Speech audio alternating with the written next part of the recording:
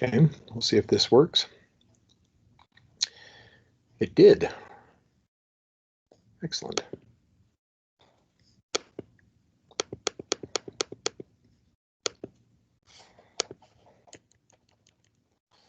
Okay. Hey, everybody. So today, Leilani and I would like to talk to you about skin hunger. And so she and I sat down and did a little bit of research on this topic the other day, and our colleague JC was also kind enough to help us with this. So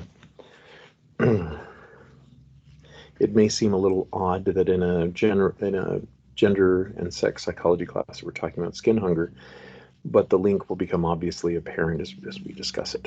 So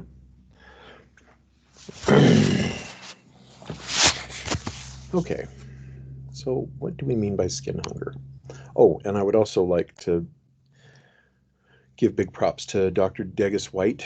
She had a lovely article in Psychology Today that summarized the research, and so it was very helpful for us as we were gathered together on this particular topic. So, skin hunger is a deep longing or aching for physical contact with another person. Now, I appreciate that definition, and I think that definition is important. At the same time, though,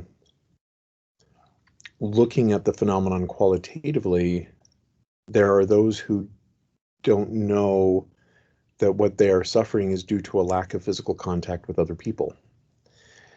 And so, like, I'll use myself as an example, and several gentlemen with whom I am very close. And that is that for us, we were raised in a no-touch or even anti-touch environment. So therefore, when we would be physically touched, like in childhood or adolescence, it was kind of an overwhelming experience for us because we weren't used to it. And so it was actually aversive.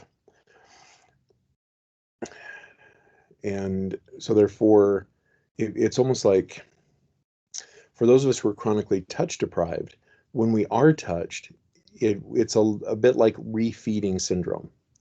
So for those of you that don't know what refeeding syndrome is a dynamic that happens with those who have very nearly died of starvation.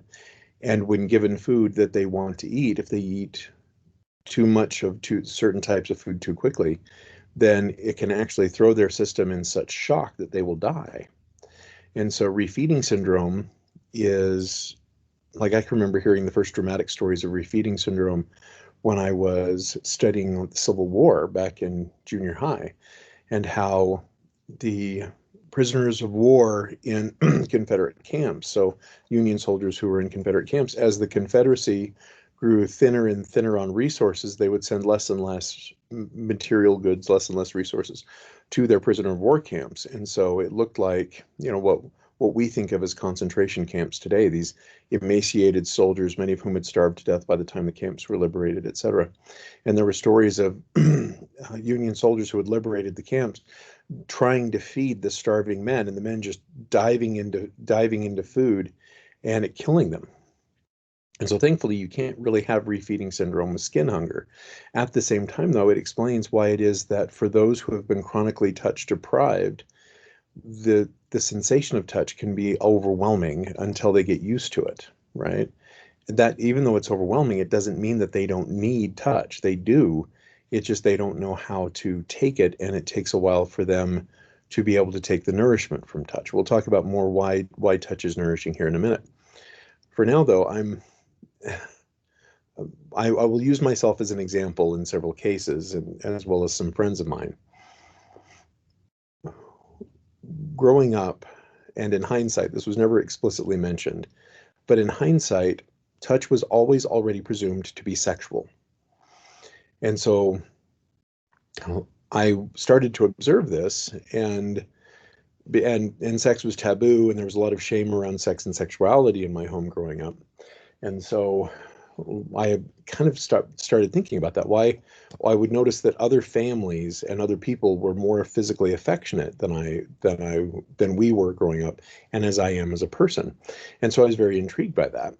And I sat down one day and talked to my father. I was probably, 30 at the time. And my father started to tear up. He said, "Yeah, I remember very vividly, Matt, that when up until you were about 8, you would come and you would give your mom a kiss goodnight and you would give me a kiss goodnight. And I remember a moment when you were 8 years of age, shortly after we were baptized. In my father's religious tradition, it is customary to baptize a child, a formal member of a faith at the age of 8. And as I came up to kiss my father goodnight, he says, I remember recoiling and just kind of giving you a side hug instead, because somehow you were now too grown up, and that a kiss goodnight is something that only little children should be able to do. Basically what he's saying is as you get older, you become from an asexual creature like a child to a sexual creature like an adolescent. And so he just had that recoil because well, I'll be frank, I was an early bloomer, and therefore I was already taking on adolescent characteristics, even at a very young age. And so he says he had always regretted that physical affection just stopped at that point. You know what I mean? Like, my dad can give me a good manly handshake every twice in a while when I've done something really well. And my mother is not a snuggly, cuddly person. Like, in my memory, I don't remember when I was a baby, of course, but from the time I was about 6 until I left the home as a teenager, there wasn't, I can count on one hand the number of times my mother hugged me voluntarily, and every time it was quite awkward for her. So we kids weren't allowed to hug. My parents didn't hug us. And so I, in late adolescence, in my late teens, I was 17, 18, I'm dating a young lady, and the relationship is getting very serious, and it's time to meet the family, right? Well, my family and I were estranged at that point. So thankfully, they already knew each other, and my family really loves this young lady. And so as I got to meet her family, I can remember going to the first barbecue up in Kaysville. That's where many of her family members were from. And as I walk into the barbecue, her aunt, who is 6'3", 180, comes up and gives me this big hug out of the blue. And I just stiffened.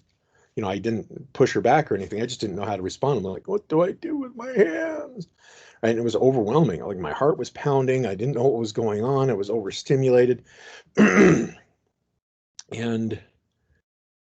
by golly, they weren't going to have that. They were very kind about it. They weren't overwhelming. They weren't pushy. But my future mother-in-law just observed this dynamic, and she came up to me and she, patted me on the back and rubbed me on the back, which wasn't stressful for me at all. And she says, "It's interesting how you respond when we try to hug you." And I go, "Yeah, I'm just not used to it. I don't know what to do." And she said, "Does it hurt?" And I said, "Well, it's very overstimulating, but it's not bad. It's not a problem. I just don't know what to do, right? Where are the boundaries? How do you navigate? How do you negotiate this?" And so she just said, "Okay, well, every time I see you, I'm going to hug you and help you get used to it." And very quickly, like the second week after this happened, she turned out she was my future mother-in-law. Mom would see me and come up and give me a big hug, and it wasn't just this kind of awkward side bro hug. She'd come on, full on hug, rub and pat my back a couple times, tell me that she loved me, and it would just evoke like tears, just this really intense response from me of just um, gratitude and joy and awkwardness. And I don't feel, for those of you who know me personally, I rarely, if ever, feel awkward. In fact, my t-shirt even says today, I make awkward happen.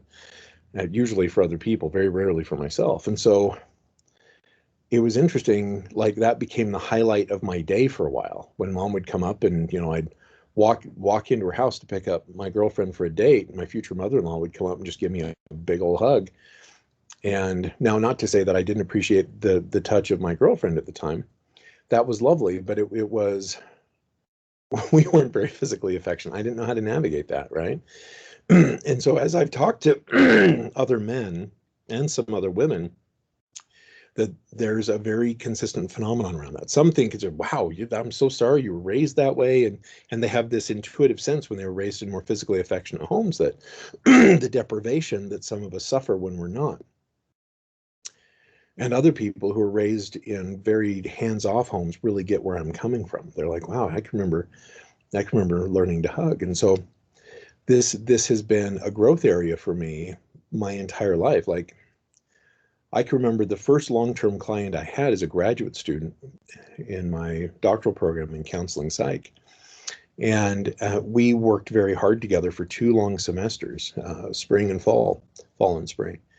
And we related very well together. She did a lot of hard work. She really, oh, I feel even to this day, 100 years later, I just think of her and I feel so proud. She had done really plumbed the depths of her soul and really looked at things that were very hard to look at and changed some key behaviors to keep herself safe. And at the very end, in our very last session, because the field of psychology, the psychotherapy you learn in psychology, clinical and counseling psychology, is different than the therapy you may learn, say, as a clinical social worker. And so, like in psychology, it's strictly no touch. Anytime you touch a client, it is always already sexual. Whether you know it is or not, it is always already sexual, because one of the key assumptions of the field of psychology is what's called the pleasure principle, meaning that all of our motivations are to seek after pleasure and to avoid pain. And there's a lot of people who believe that. It's true some of the time, but unfortunately, there's a lot of exceptions to that. It's not actually true all the time. So, so therefore, just like my home growing up, the field of psychology was no touch, no touch, no touch. Like, we don't touch our colleagues, we don't touch our clients. And so at the very end of the session, I stood up. We'd been working on termination, et cetera. She was graduating. It was her last day of therapy, her last week as a university student. And as I stood up, she stood up too. And I went to open the door and she jumped on me. And it wasn't R-rated. It was very G-rated. It was innocent. It was childlike. It was affectionate and grateful. And she jumped on me. She wrapped her arms up around me and just hugged me and said, "Thank you." And I was stiff as a board. My body just went rigid. My hands are down at my side. And I didn't know how to respond because, I was raised in a no-touch family, and then I'm in a no-touch graduate program. And it hurt her so deeply that I just felt her start to cry. She disengaged and she ran out of the room. "I'm sorry, I'm sorry, I'm sorry." Damn it. Right? That just undid a lot of the quality work that we had done.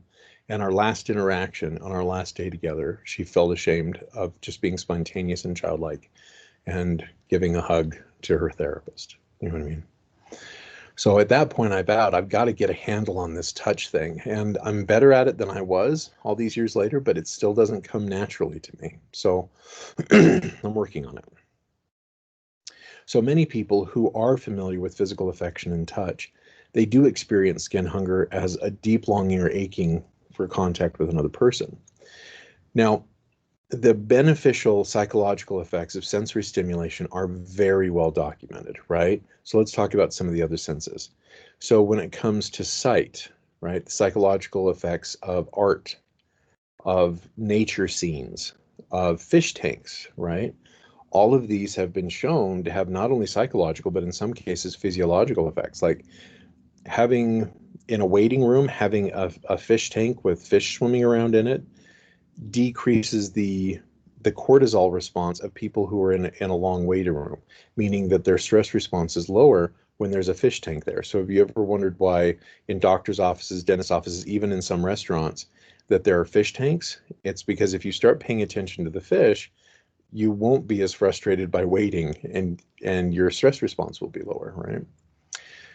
So likewise, smells. You guys are very well familiar with the research at this point, where your sense of smell is evocative in terms of your memory. So smell and memory are tightly linked up. Delicious taste, likewise. When we eat certain foods, it releases a dopamine response. The foods we like greasy foods, salty foods, sugary foods, etc., are shown to have a pretty significant dopamine response.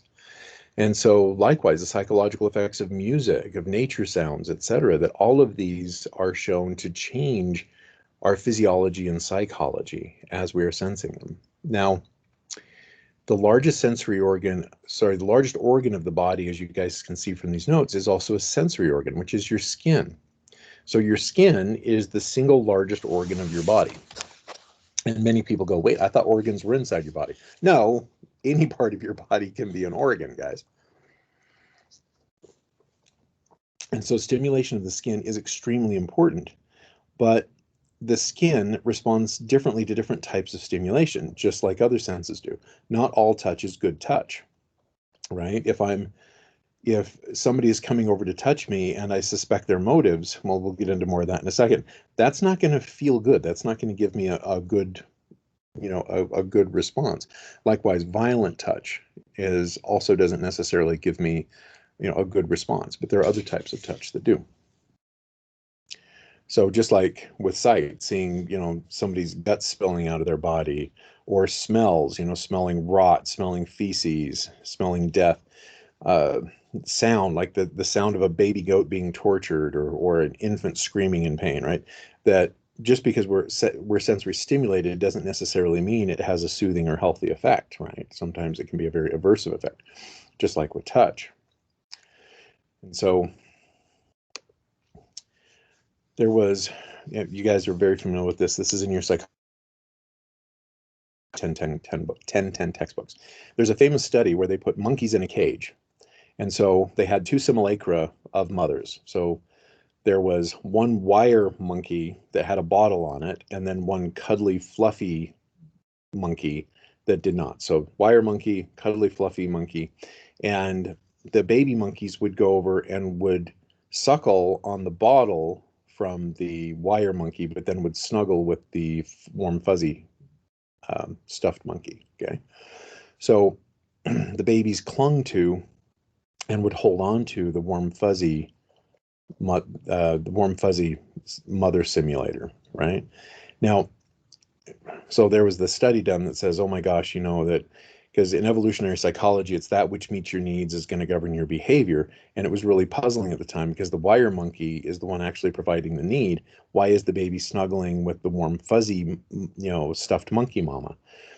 And so they were really puzzled. And of course, you and I know the obvious answer, because touch is a fundamental need, like, to some degree similar to food, maybe not to the same degree. Well, so that study has been iterated on several times, meaning, there's study replication where you try to do the exact same study over again. That's study replication. Iteration is where you go, okay, they did this study. I wonder if we change the study a little bit in this way to see what results we'll get. And so one of the things that they found is that if we have 3 monkeys in a room, monkeys in a cage, and so one of the monkeys is a wire monkey, another monkey, and it's got the bottle on it, and then we have a stuffed monkey with no food, and then we have a living female monkey whose milk glands aren't working, and then we put the baby monkey in there. The baby monkey can't get milk from the living monkey mama because her milk glands have been disabled. And so they don't cling to the stuffed monkey, they don't cling to the wire monkey, they cling to the living monkey. Okay. And that when you measure that baby monkey's cortisol responses, their cortisol responses are high in a condition where all they have is wire monkey mama with the bottle. Their cortisol responses are lower when they have both wire monkey and stuffed monkey, and their cortisol responses go to 0 when they have a living mommy monkey in the room. And so it's not just warm, fuzzy, cuddly. There's something about living touch from a living being that's very important. What would her job title be? She's professor of zoology. And so I was talking to a colleague of mine about this a couple weeks ago over brunch, and she observed that it's interesting, these stories that she has and the things that she has observed from peers, where there'll be one of her areas of specialization is in certain forms of fish, and they'll be scuba diving or snorkeling, and in certain parts of the world, the fish will just come right up to the human beings and be asking for touch, like octopods, fish, etc., seem to respond well to human touch. Right now, if it's an area where the animals are regularly hurt or preyed upon by humans, and that's a different story. But there is something that she wonders about, why it is that some animal, that's not universal, don't be throwing yourselves at sharks, guys, although it's interesting because some sharks respond to human touch, is why does that happen across species? Why do certain animals get a higher dopamine response from us than we do from them, right? Now there are some exceptions to that, like dogs, for example. your dog will respond to your touch like a human being responds to your touch, and you will respond to your dog's snuggles like if you're snuggling with a human. That's one of the reasons why our animal companions so often feel like family to us, insofar as we emotionally let them in. That a snuggle from a dog can be very meaningful and very soothing, and so it lowers the blood pressure, it lowers your heart rate, decreases the cortisol response, increases the dopamine response, right? We'll talk about oxytocin here in a minute, but helps your body release the snuggle hormone, helps you feel like everything in the world is okay. That's why emotional support animals and service animals are so extremely, one of the many reasons why they're extremely important. And so, just like I was raised in a no touch home, I was also raised in a no pets home. We had a cat who was more of an outdoor cat than an indoor cat, and we tried having dogs twice, but because we were little kid, my mom made it very clear she would not nurture or caretake for an animal. She was overwhelmed with having 7 children. She couldn't take on an animal, and because we were irresponsible little kids, we also didn't take on the animal very well. Would end up being put in the pound. So that, I think, happened twice in my childhood before my mom said never again. But again, they were left outdoors, staked to the ground, not on their bodies, but stake with a short leash, and then the dog running around the stake. And so the dogs weren't in the home, they weren't invited and part of the family, etc. So dogs were out there, stay away from us. And then I married a dog person. And then my experience of animals very much changed. So one of the things that we find is, like around babies, there is a natural and important urge that many people have, but not all, but many people have, to touch the baby. Like for me, I didn't have that urge at all. And people say, here, hold my baby. I'm like, no, don't make me hold your, no, I don't, no, I gotta hold your baby. And I'm trying to relate to this thing that is without language. And so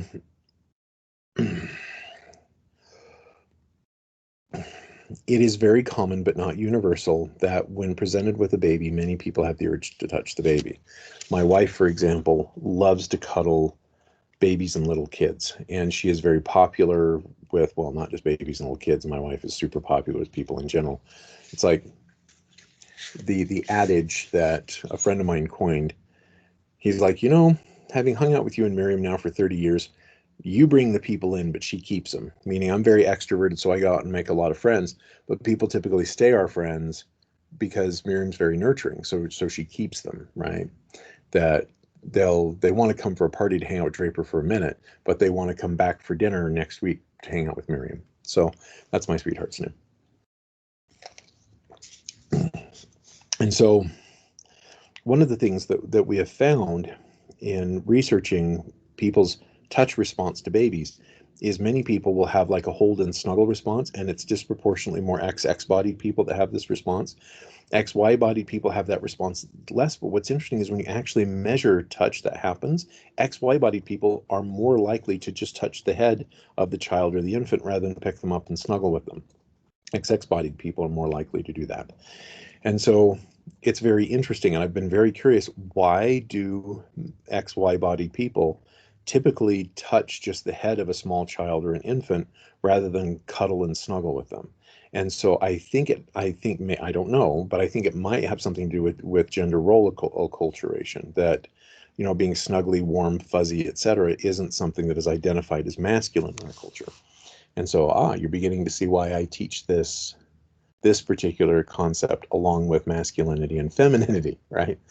It goes hand in hand because we see these behavioral responses in our culture that are nearly universal, but then manifest differently across the genders. So one of the things we find is that human touch is so nourishing, we seem to wither away without it.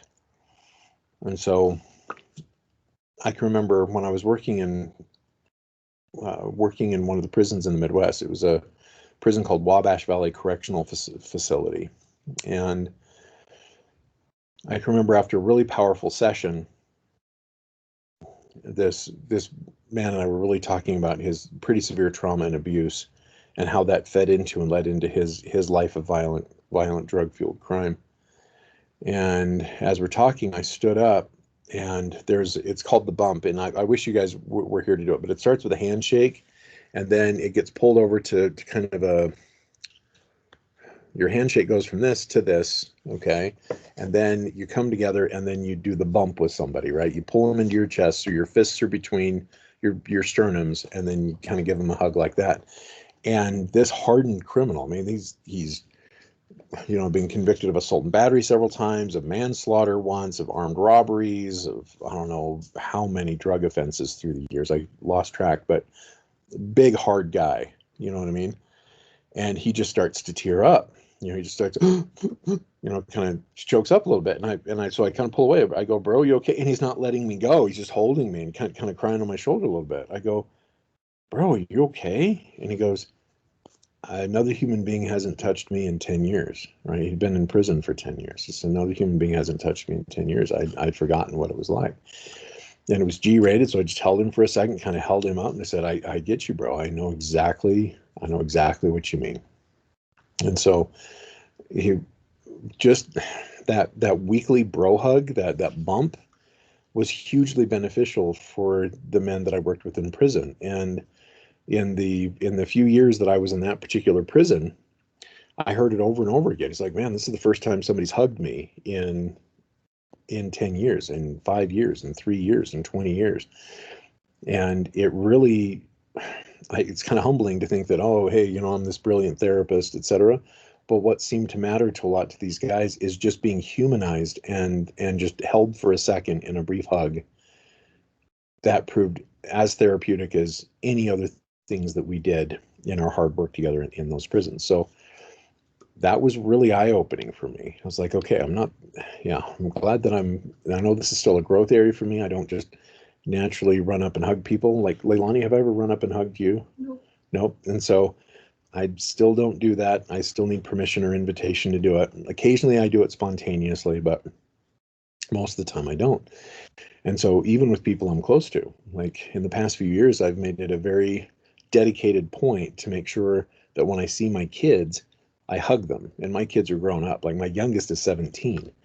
But to make sure that there is some kind of physical contact where I rub their backs, give them a hug, things like that.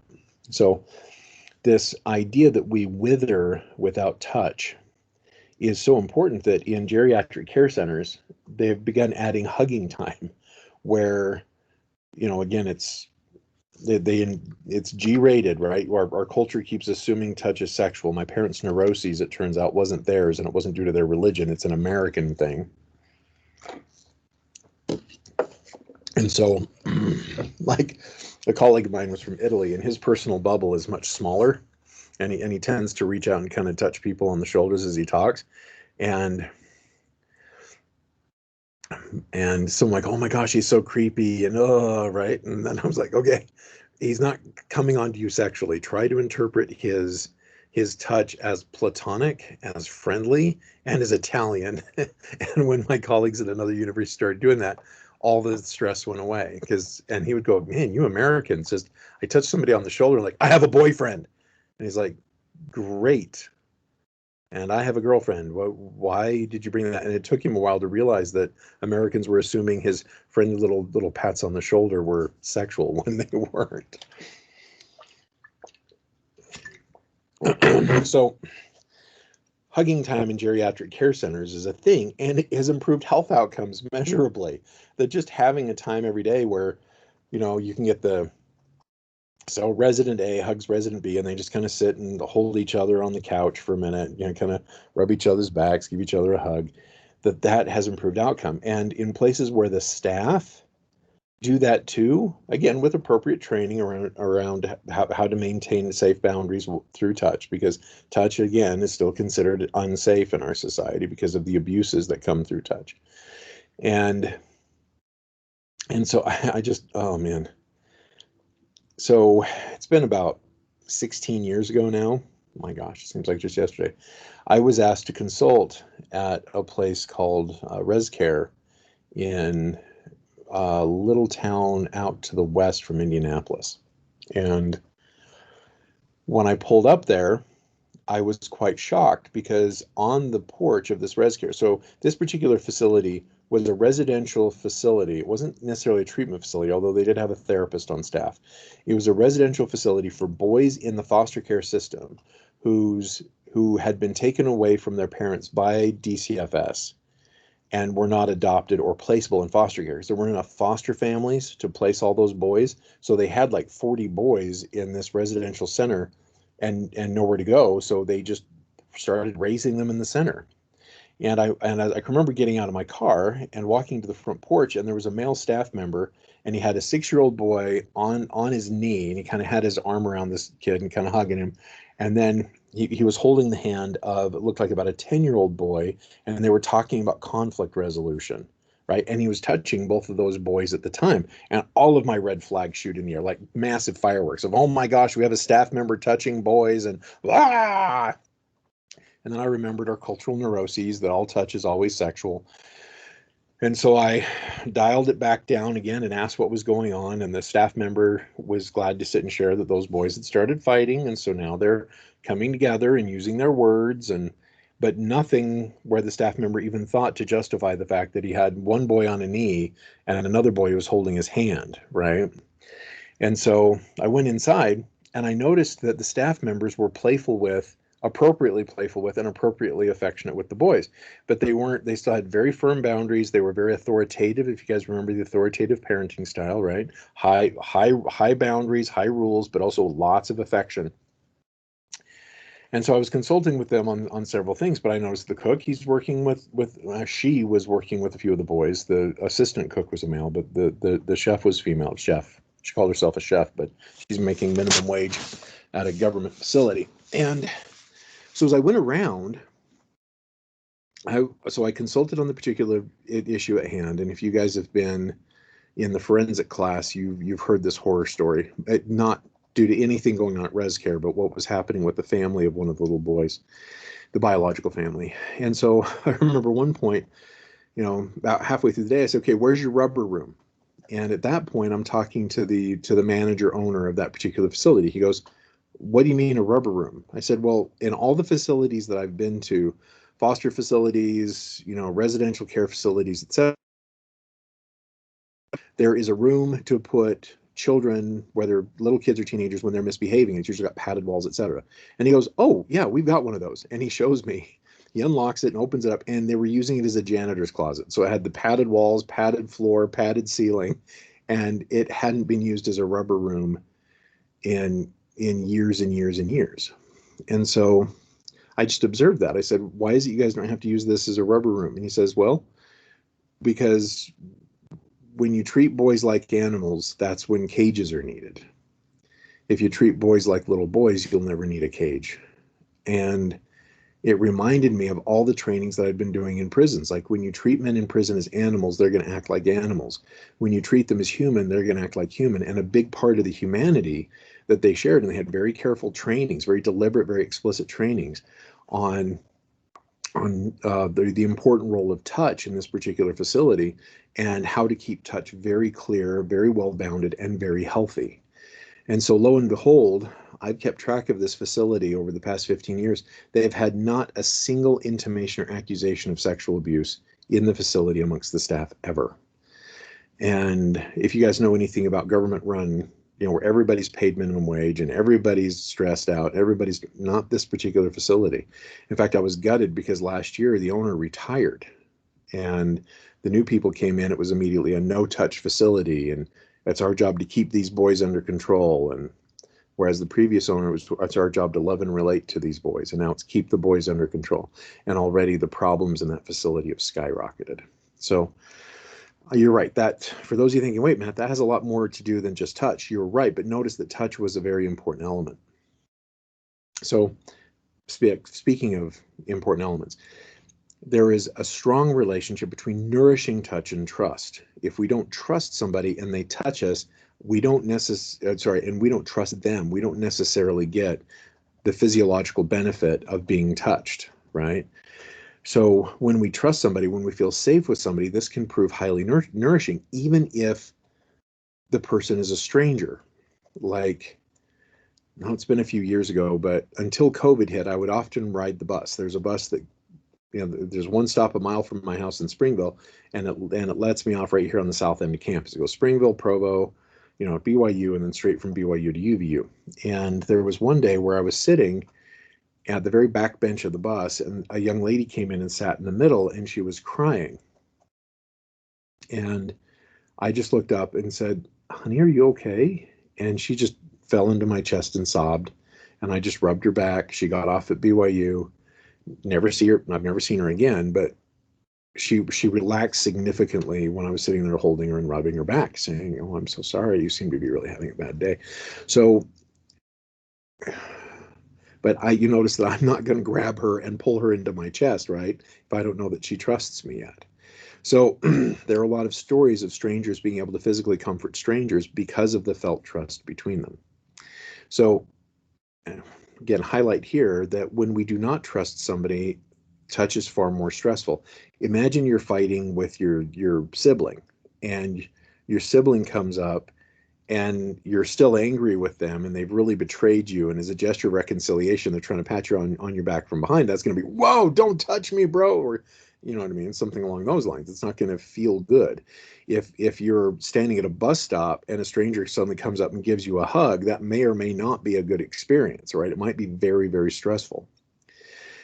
And so some research on healthy trust: those who were hugged before a stressful event showed significantly lower blood pressure elevation after the stress. Now, they were still stressed, but their elevations were lower. So here is the no hug condition, right? So the stressful event, whoa, their stress is up here, right? And the hug condition, is stress is here. So they're still far more stressed out than normal, but not as stressed out as in the no hug condition. So in committed relationships, longish hugs, like 30 to 60 seconds in the morning, demonstrated stress buffering effects throughout the day. And so I think it's fun because a friend of mine gets her hug vitamins, that she will hug her roommates, or when she's in a committed relationship, she'll hug her lover, and she'll do that like 30 to 60 seconds in the morning. And she doesn't know anything about the research, but I just love it. She calls them their hug vitamins, and lo and behold, she already knew that it helped. Like, she didn't need to read fancy psychology studies to find out that getting a 30-second hug in the morning was very helpful for her. Now, keep in mind, some of her lovers are in a hurry, or roommates are in a hurry, so she needs to negotiate that and navigate that. But it's huge, and she handles her stress very well since she started doing this. Not to say she's never stressed. Again, it it lessens the effect, doesn't take stress out of our lives. So hugs increase the rate of oxytocin production.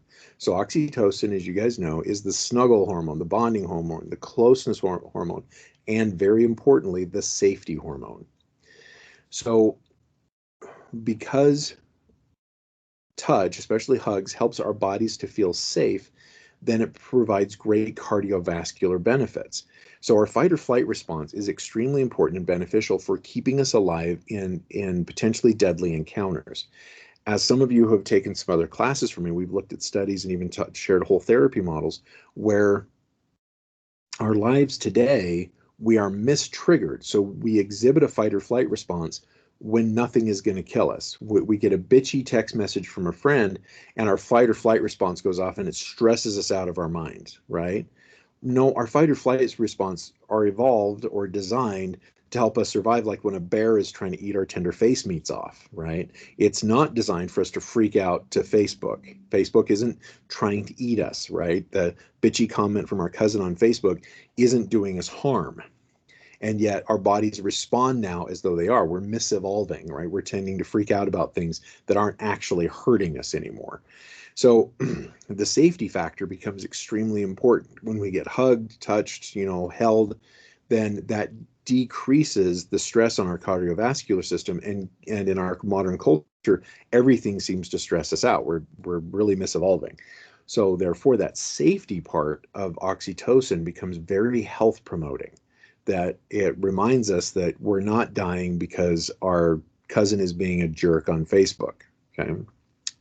So, or Instagram or Snapchat, or insert social media here. So oxytocin decreases fatigue, promotes greater dispositional gratitude, meaning that when people have oxytocin in their system, they tend to start feeling grateful for things that they previously took for granted.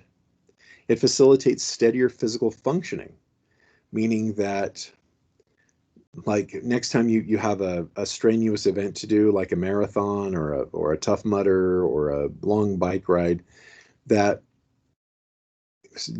being held and having your back rubbed, etc., by somebody that you trust before you do that will actually, it doesn't necessarily skyrocket your athletic performance, it just makes it steadier, right? You don't have the troughs and valleys like you do from people who don't have that kind of nourishing touch. So one of the things that I loved in some of the studies that we reviewed is it does all of these things: decreases fatigue, promotes greater dispositional attitude, facilitates steadier physical functioning than placebo. What would the placebo be for touch? Like, I'm still geeking out about that. Like, what in the world would that placebo be? Is it they had a hug mannequin or a hug machine, you know what I mean, that just constricted around their bodies for 60 seconds compared to human touch? I don't know. I just love it. So what the hell would the placebo be for hugs? Okay, so touch facilitates familial relationships. The grandchildren of grandparents who are huggers report feeling much closer and have higher levels of trust than from grandparents who engage in other types of loving behavior, like gift giving. Not to say gift giving isn't important.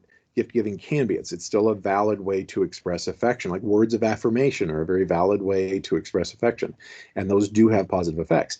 However, the most positive effect on the relationship were the huggy touchy grandparents, not the ones who would like hug children against their will, but the ones who would reach out and pat the child's back, rub the kid's head, give them little side hugs, and also the grandparent who the kid could come and just get warm hugs from anytime they wanted to.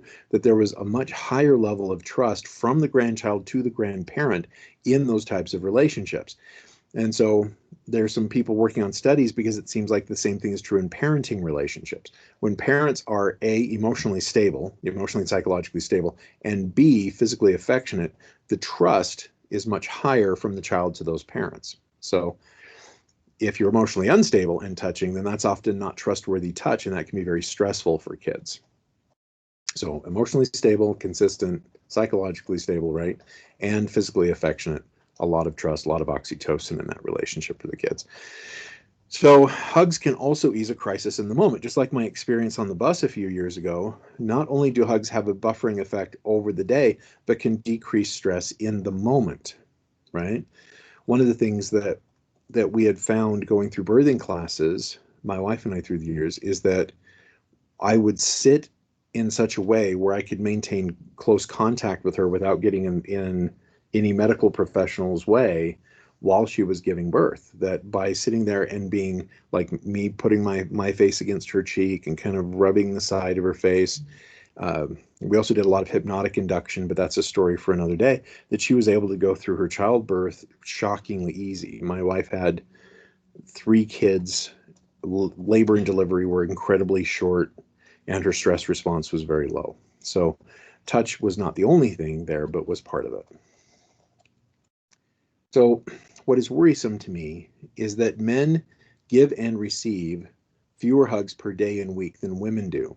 Although skin hunger, by the way, is increasing amongst women as well. We are growing increasingly isolate as a culture of individuals.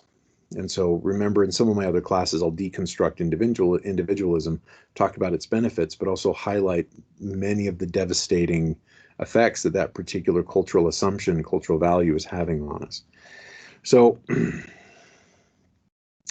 I'm not sure on the non-binary or gender fluid folks. I haven't seen any studies yet talking about our siblings who are non-binary and gender fluid. So I'll be interested to see if there's a difference. I don't think there is, but I could be wrong. So lack of touch is correlated very strongly with loneliness. And as you all know, loneliness is a killer. So this ad from the big Harvard study on men, it's a study that's been going on since the early 1930s. What predicts healthy male octogenarians, so these are men in their 80s, is not their cholesterol level or blood pressure in middle age, it's how connected they are. And part of that is how much they touch and are touched. That men who have a lot of close, loving relationships with friends and family are healthier and live much longer than those who don't. And it has a bigger effect than cholesterol and blood pressure. So it's really fun for me that this has been well documented for decades. And yet you go to your doctor, and if you have high blood pressure, it gives you blood pressure pills because those help a little bit. You have high cholesterol, it gives you cholesterol pills because those help a little bit. But your doctor doesn't say how loving and nurturing are your relationships and how can you make more loving. That's us therapist jobs, but no one thinks that going to a therapist can greatly increase their life expectancy, if they work on their issues around touch and start developing healthy touching relationships. So now, at the same time, touch can be sublimated and often is to other types of touch. Okay. And so one of the things that is really troubling to me, and I'm not yet sure what to do about this, is that when I will teach these lessons and I'm teaching to a group of people who could potentially be sexually attracted to one another, and they go, okay, like Draper, I'm going to start working on touch, right? I'm going to start doing this. One of the things that some of them report is when they do it outside of these workshops or outside of the classroom, they're like, so I hugged one of my male friends and now he's sending me dick pics. You know what I mean? All I did was give him a hug because of what you said about men don't get hugged very often, get touched very often. I know my friend is lonely. And so I hugged him and now he's taken that as a sign that he can send me dick pics, that I tried to hug my female friend who was very lonely, and she recoiled and said, I don't see you that way, right? And I appreciate that those experiences are somewhat common. They're not universal, by the way. At the same time, though, that's why and how we use our words. Like I have a friend, dear colleague. She and I have worked together. She's like a kin. We're kin. We've worked together so well for so long that with her, I will come up and I will say, do you need a hug? And she'll always say no, even when I can tell she's decompensating. And I'll say, may I hug you? And she'll go, okay, fine. And then when I hug her, she relaxes and starts to sob. She can then, it's catharsis. It's cathartic for her to then get that emotion. And when she gets those hugs, she'll never seek them out. She'll never ask for them. At the same time, though, I ask, I say, may I give you a hug as a concerned friend? You know what I mean? And so using that kind of language, I don't think it'll make misunderstandings and problems go away, but I've noticed it greatly decreases the rate of them. When I do that, people don't recoil and say, oh, I have a boyfriend. Great. I'm glad you have a boyfriend. I'm happily married. You seem to need a hug. You know what I mean? So there's another dynamic I see, speaking of erotic sublimation, and that is retroflexion. That there is some evidence, and it's tentative, but I'm enjoying this evidence that we're gathering, that some people who aren't being touched crave touch, and so because they've sublimated touch into the erotic, will then masturbate. And so, like, we're seeing societies that are becoming increasingly a-touch, like Japan, for example, where the rates of technical virgins are going up, but the rates of masturbation are skyrocketing, right? That we are doing for ourselves what we wish other people would do for us, but we won't ask. And because we're so confused on the issue of touch, that we will masturbate, right? So there's all of this confusion around the sublimation around touch, where when I'm working with couples who say things like, in the beginning, our sex life was so hot. Well, it turns out one or the other of them was really skin hungry. And as they would begin touching, it would become very intimate, very sexual. But once they grew accustomed to the sex part, their marital bed would go cold, or their relationship bed would go cold. Their sex life would fade away. And so one of the important interventions that I do is I have them start to cuddle. I know that sounds so weird, but just taking time on their busy days, because before they would just see each other and fuck, because that was the one time that they would get touched, right? And I tell you how many disproportionately women, but even some men through the years have said, sex is the only time he or she will touch me. He, she, or they will touch me, right? And so you can fix that by actually building in snuggle time, getting your hug vitamin, your huggle vitamins, right?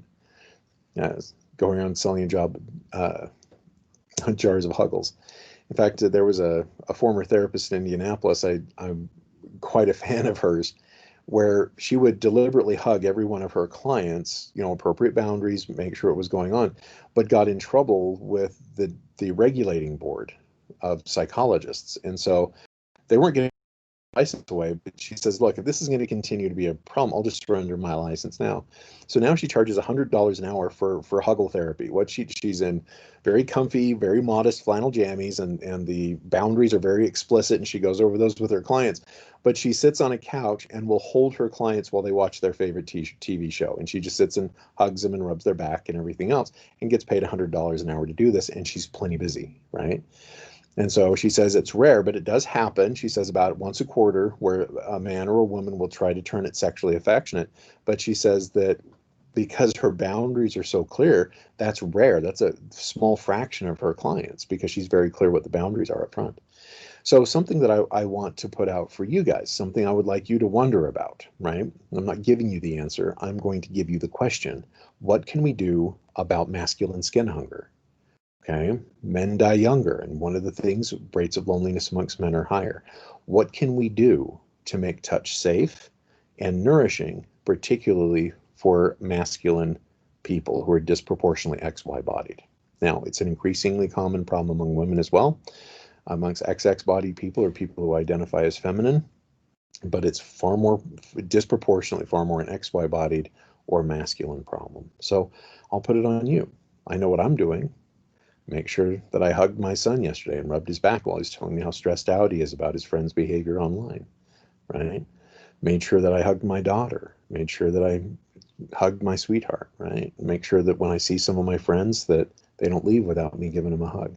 So I'm curious what you'll do.